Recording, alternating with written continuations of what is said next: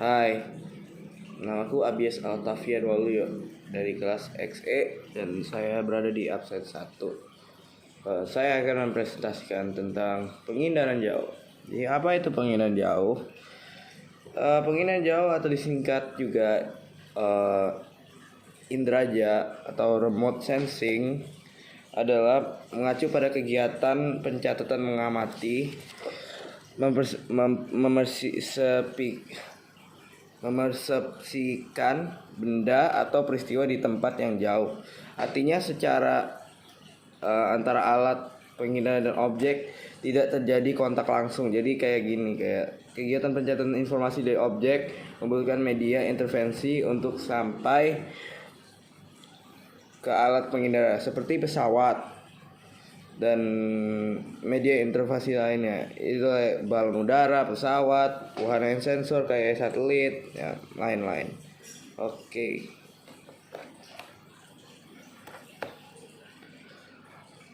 Penghindaran jauh, definisinya disebut juga indraja, remote sensing, kegiatan pencatatan mengamati, memersepsikan benda atau peristiwa di tempat yang jauh. Tidak terjadi kontak langsung antara alat dan penghindar dan objek. Jadi kayak dia tuh nggak secara langsung, mereka harus proses dulu. Ada prosesnya, yaitu ini komponen indraja. Nah, jadi ada sumber, pastikan itu gambarannya itu kayak pantul gitu. Jadi dari matahari ke objek. Nah, ini adalah ada komponennya, yaitu sumber tenaga, atmosfer, objek, sensor fotografik, sensor elektronik, wahana, perolehan data, dan juga pengguna data. Apa itu sumber tenaga? Sumber tenaga berfungsi agar sensor dapat merekam objek dari cahaya yang dipantulkan oleh objek. Sumber tenaga yang digunakan dalam sistem penghindaran jauh adalah tenaga elektromagnetik. Sumber utamanya adalah sinar matahari. Selain sinar matahari, bisa juga menggunakan tenaga kerja, tenaga buatan. Oleh karena itu dikenalnya adanya penghindaran jauh, sistem aktif dan penghindaran jauh sistem pasif. Oke, apa itu penghindaran jauh sistem pasif? Nah, penghindaran jauh sistem pasif adalah perekaman pada penghindaran jauh sistem pasif menggunakan sumber tenaga alamiah, yaitu kayak sinar matahari, gitu. Mereka itu memanfaatkannya dari sinar pantulan matahari, sehingga perekamannya hanya dapat dilakukan pada siang hari, ya. Kalau matahari gak bisa malam, ya malam itu gak ada apa-apanya. Nah, itu dua penghindaran jauh yang aktif. Ini perekaman penghindaran jauhnya itu pakai menggunakan sumber tenaga yang buatan. Jadi kayak misalnya kayak satelit apa gitu, itu mereka itu bisa dilakukan malam hari dan siang hari juga, jadi itu lebih efektif menurut saya. Oke.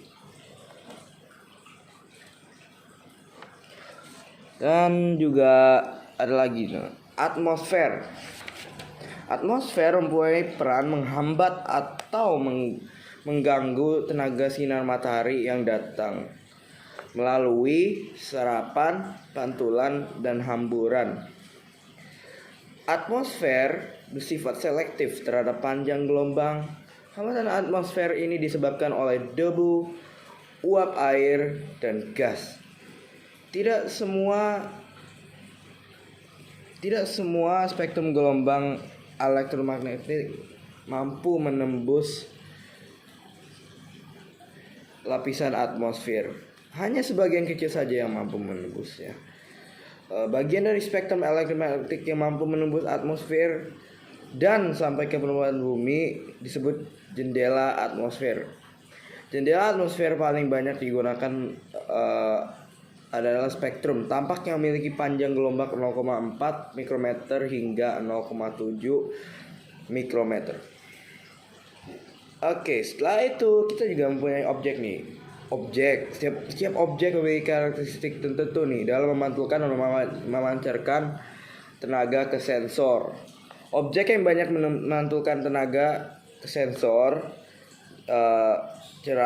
menentukan tenaga tampak cerah, sedangkan objek yang sedikit memantulkan tenaga tampak yang gelap. Interaksi tenaga dan objek memiliki 3 ciri, yaitu sebagai berikut. Ada ciri spektral, ada ciri spasial, juga ada ciri temporal, yaitu berdasarkan pada perbedaan waktu rekaman dan umur objek. Umumnya digunakan untuk mengenali atau menganalisis vegetasi. Oke, setelah itu kita melihat sensor. Sensor adalah benda yang digunakan untuk mendeteksi dan merekam objek di alam. Jadi kayak kita bisa kayak sensor gitu, kayak bawaannya apa kayak. Jadi sangat jelas dia sensor dari atas sana ke sini. Itu ada sensor fotografik. Apa itu sensor fotografik? Sensor fotografik adalah sensor yang berupa kamera dengan menggunakan film sebagai detektornya, yang bekerja pada spektrum tampak. Hasil dari penggunaan sensor ini hasil dari penggunaan sensor ini adalah fotografik, adalah bentuk foto udara. Jadi dari udara dia foto. Dan juga sensor elektronik. Sensor elektronik menggunakan tenaga elektrik dalam bentuk sinyal elektrik yang beroperasi pada spektrum yang lebih luas, yaitu sinar X, sampai gelombang radio dengan pita magnetik sebagai detektornya. Hasil dari penggunaan sensor elektrik ini adalah citra.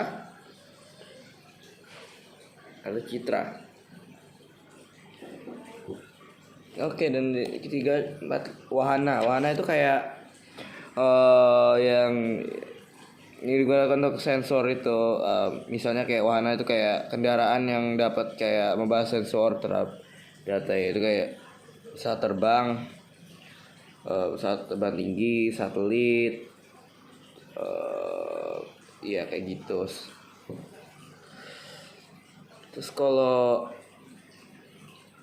perolehan data dapat dilakukan dengan cara manual atau digital. Jadi bisa manual, bisa digital. Jadi kayak gitu. Kalau pengguna data adalah tingkat keberhasilan dari penerapan sistem pinggir jauh yang dilakukan oleh pengguna. Jadi ini tentang pengguna datanya, kayak yang menggunakan data, menggunakannya. Oke, selanjutnya gitu. Komponen inderaja sistem tenaga. Ini berfungsi agar sensor dapat merekam objek dari cahaya yang dipantulkan objek. Sumber tenaga yang digunakan adalah elektromagnetik. Nah, ini udah saya jelaskan ya. Pengindaian sistem pasif ya kayak alamiah, matahari. Kalau pengindaian sistem aktif ya kayak gitu, tenaga buatan kayak satelit gitu. Oke. Komponen inderaja atmosfer. Jendela atmosfer yang paling banyak digunakan adalah spektrum tampak yang memiliki panjang gelombang 0,4 sampai 0,7 mikrometer. Ini yang paling digunakannya.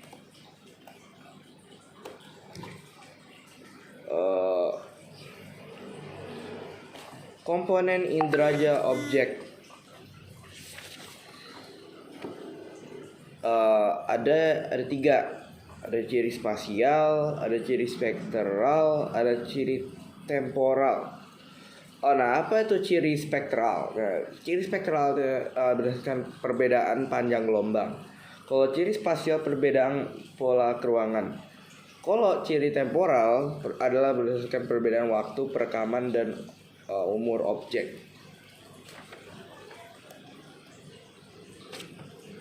Oke. Nih, komponen inderaja sensor. Ini kayaknya udah ya. Jadi aku jelaskan lagi. Jadi ada sensor fotografik, itu kamera dengan film sebagai detektornya. Kalau yang sensor elektromatik menggunakan tenaga elektrik dalam pembentukan sinyal elektrik yang beroperasi pada spektrum yang lebih luas, dan pita magnetik sebagai detektornya. Oke. Komponen inderaja komponen inderaja wahana. Ini kendaraannya yang dipakai buat membawa sensor kayak pesawat, satelit, gitu, helikopter.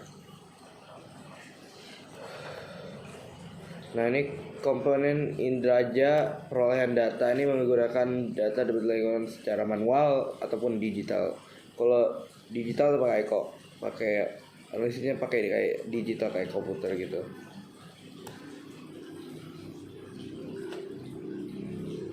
Nah saya jelaskan lagi. Komponen inderaja pengguna data. Nah, itu kemampuan pengguna data dalam inderaja. Kemampuan dia untuk menggunakan data dalam inderaja dipengaruhi ya pengetahuan dia diri masing-masing sih, tapi geografi sih susah. Yes. Memuaskan ya. Nah, jenis citra. Ada citra foto dan citra non foto. Citra non foto itu berdasarkan spektrum elektromagnetik yang digunakannya. Nah, ini ada intervensi citra inderaja. Jadi ada bentuk ya, bentuk atau gambar yang terdapat di dalam foto itu merupakan konfigurasi atau kerangka suatu objek. Bentuk merupakan ciri yang jelas sehingga banyak objek yang dapat dikenali hanya berdasarkan bentuknya. Oke, contohnya adalah objek gedung atau bangunan sekolah. Ini huruf I, L atau U. Nah, itu ukurannya itu kayak itu sangat terikat dalam penginderaan jauh. Jadi ukurannya sangat ada pengukuran gedungnya kayak gimana, apakah 100 meter apa gitu. Itu buat pengukuran itu yang bagus tuh buat kayak bikin kayak lapangan basket itu kan perlu ukuran. Itu pasti tahu kalau. Terus itu ada rona warna. Nah, rona warna itu ada tingkat kecerahannya yang ada gambar objek yang terdapat di dalam foto udara atau citra. Misalnya kayak hijau. Kalau hijau itu kayak tanaman. Kalau kayak agak kayak grayish gitu, itu gedung pasti. Nah, oke. Terus habis itu ada juga tekstur. Tekstur adalah frekuensi perubahan rona. Jadi dibedakan menjadi kasar, halus, dan gitu. Kasar, halus. Jadi kalau lihat halus tuh kayak flat biasanya. Kalau kasar tuh kayak hutan liar gitu, kasar. Nah, ada bayangan objek citra menjelaskan arah mata angin. Datanya dipengaruhi oleh datangnya sinar matahari. Oke, bayangan itu kayak gitu. Bentukannya tapi bayangan dari atas gitu. Pola adalah susunan keruangan. Kayak menandai bagi objek maupun bentukan alamiahnya. Jadi ada polanya gitu, kayak dekat laut ya gitu. Situs adalah letak suatu objeknya. Jadi letaknya sekolah itu di mana, di dekat di kotaan, di desaan. Asosiasi adalah keterkaitan antara objek yang satu dengan objek yang lainnya. Jadi dia itu kayak objek jembatan itu dengan objek sungai dan jalan. Objek gedung karena perkantoran untuk berfungsi dengan tempat parkir. Jadi kayak kalau di ekonomi istilahnya itu namanya komplementer. Jadi harus ada itunya kayak di tempat itu kayak. Dermaga itu harus ada di sungai, laut, saling melengkapi gitu. Oke. Nomor 13.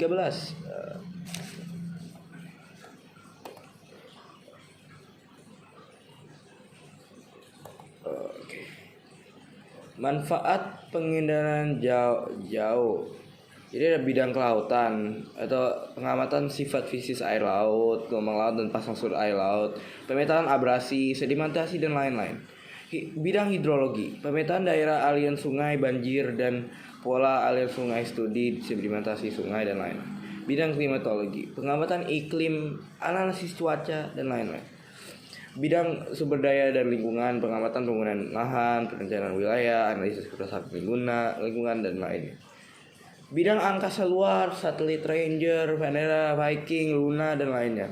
Pengamatan dan penelitian planet maupun benda-benda angkasa. Oke, thank you. That's it for my presentation. I hope you like it. Saya Abia Satu Fenolio dari kelas XE dan saya